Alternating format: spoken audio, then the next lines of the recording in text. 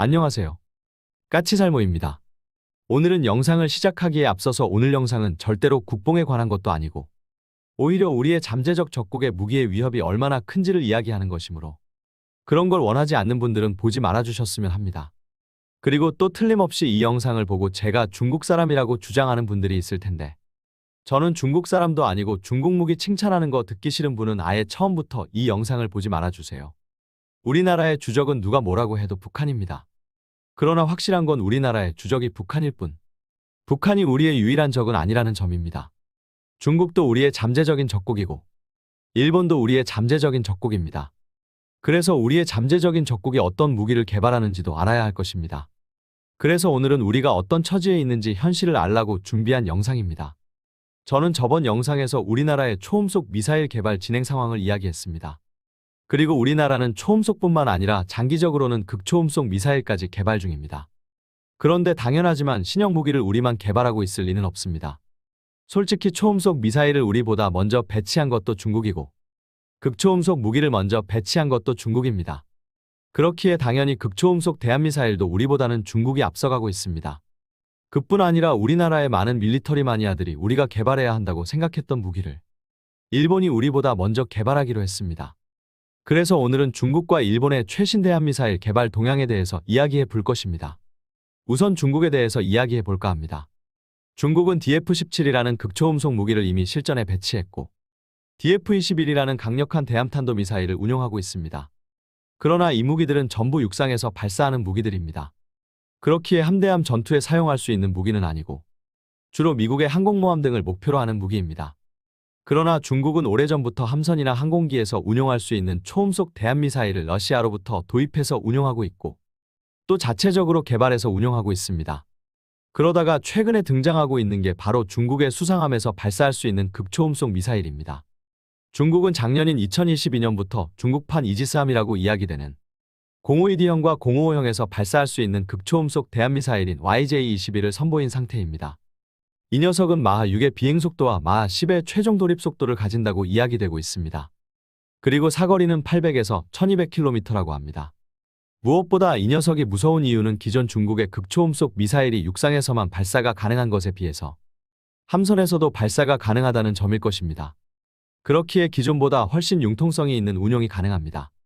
그러나 물론 이건 어디까지나 중국 측의 주장일 뿐이고 아직 서방 측의 정확한 분석은 나오고 있지는 않습니다. 더욱더 이 녀석이 공개된 모습을 보면 생긴 모양이 부스터 글라이더 같은 활공체도 아니고 그렇다고 스크램 제트 엔진이 달린 것도 아닌 것으로 보인다는 점입니다. 그래서 영문판 위키피디아에서는 이 녀석을 극초음속 미사일로 구분하지 않고 대함탄도 미사일로 구분하고 있습니다. 한마디로 극초음속 미사일이 아니라 대함탄도 미사일일 가능성도 높다는 것입니다. 그래서 이 녀석의 정확한 성능은 서방권의 분석이 나올 때까지 좀 더 지켜봐야 하지만 확실한 건 이 녀석은 마하 5 이상의 속도로 우리 함선을 덮쳐올 거라는 것입니다. 그렇기에 대함탄도 미사일이라고 해도 우리에게는 충분한 위협이 됩니다. 그리고 과연 우리가 이 녀석에게 적절한 대응을 할 수 있냐고 물어본다면 의문점을 가질 수밖에 없는 것도 사실이고요. 그리고 또 한 가지는 일본이 새로 개발하는 무기입니다. 솔직히 오늘 영상을 준비한 것도 중국의 YJ-21 때문이 아니라 바로 일본의 이 새로운 무기 때문입니다. 그럼 일본이 새로 개발한다는 신무기는 무엇일까요? 솔직히 이건 정확히는 새로운 무기를 개발하는 것 아닙니다. 그냥 기존에 있던 무기를 다른 용도로 활용하는 것일 뿐이고 기존에는 주로 방어용으로 사용하던 무기를 새로운 방식으로 사용함으로써 공격용 무기로 탈바꿈시키는 것일 뿐입니다. 혹시 여러분 제즘 미사일 아시죠? 미국의 장거리 공대지 미사일 제즘용. 미국에서는 이 제즘 미사일을 C-17이나 C-130 수송기에 탑재해서 수송기에서 발사한다는 개념을 개발 중인 걸 여러분도 아주 잘 아실 겁니다. 저도 소개한 적이 있고 수많은 유튜버들이 소개를 했기 때문이죠. 그런데 바로 일본이 이것과 같은 개념의 무기를 만든다고 합니다. 그것도 일본 자신들이 개발한 장비를 바탕으로요. 일본은 지금 자신들이 개발한 가와사키 C2 수송기에 일본이 개발한 지대함 미사일인 11식 지대함 미사일을 탑재해서 발사한다고 하고 있습니다. 그런데 재미있는 점은 일본은 11식을 단순하게 대함용으로만 사용할 생각이 아닌 것으로 보입니다. 일본이 이 계획을 발표할 때 일본 정부 관계자의 말에 따르면 국가의 방어 능력을 강화하고 반격 시나리오에서 미사일 발사 기지를 포함한 적시설을 목표로 작전을 수행할 것이라고 이야기하고 있습니다. 한마디로 일본은 11식 지대함 미사일을 C2 수송기에서 발사해서 육상에 있는 중국의 미사일 발사기지까지도 공격을 하겠다고 하는 것입니다. 더욱더 재미있는 점은 일본은 현재 11식보다 발전된 ASM-3 초음속 미사일이나 최신공 대함 미사일인 17식이 아닌 12식 지대함 미사일을 C2 수송기에 탑재하려 한다는 점입니다. 실제로 일본 측의 말에 따르면 일본은 11식을 최대한 개조를 하지 않고 거의 그대로 C2 수송기에 탑재하려 한다고 합니다. 한마디로 수송기에서 발사할 수 있는 별도의 모델을 생산하는 게 아니라 이미 생산되어 있는 12식 미사일을 활용하겠다는 겁니다. 그래서 지대함 미사일로서 방어용 무기였던 11식은 아주 손쉽게 공격용 무기가 되는 겁니다. 참고로 일본은 가와사키 C2 수송기를 최대 30대에서 40대를 생산할 생각입니다. 거기에 C2 수송기는 미국의 C-130에 비하면 훨씬 큰 탑재력을 가지고 있습니다. 무려 37.6톤이라는 화물 탑재 능력을 갖추고 있습니다.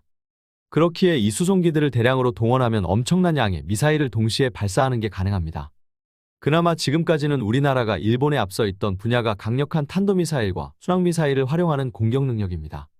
일본은 우리보다 더 많은 방위비를 사용하고 있고 그리고 더 강력한 해군력과 공군력을 가지고 있지만 지금까지는 주로 방어무기만을 도입했고 정작 적을 공격할 공격무기는 도입하지 않았습니다.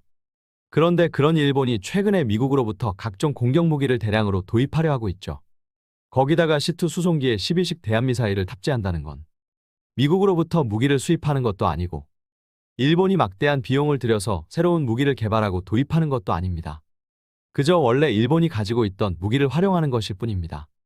원래 가지고 있던 방어용 무기를 가지고 공격 무기로 활용하는 것으로 30에서 40대에 달하는 수송기를 동원해서 순항미사일을 발사한다면 그나마 우리가 일본을 앞선다고 생각했던 공격 능력에서 상황이 반대로 역전되는 겁니다. 한마디로 일본은 일거에 최소 수백 발의 미사일을 동시 발사할 수 있는 능력을 갖추게 되는 겁니다. 더욱더 이 11식이 육상의 목표를 공격하지 않는다고 해도 과연 우리나라의 전투함들이 수십 대의 수송기에서 발사하는 수백 발의 11식의 포화 공격을 방어하는 게 가능할까요? 참고로 11식은 비록 아음속 미사일이지만 노르웨이의 NSM 미사일과 프랑스의 엑소세 MM-40 미사일과 함께 우리나라의 해성 대함미사일을 뛰어넘는 세계 최강급 대함미사일입니다. 이런 미사일을 수백 발을 우리가 방어하는 게 가능할까요? 솔직히 가능할 리가 없습니다. 저를 포함해서 수많은 유튜브에서 우리나라가 새로 개발하는 신형 무기에 대해서 이야기를 합니다.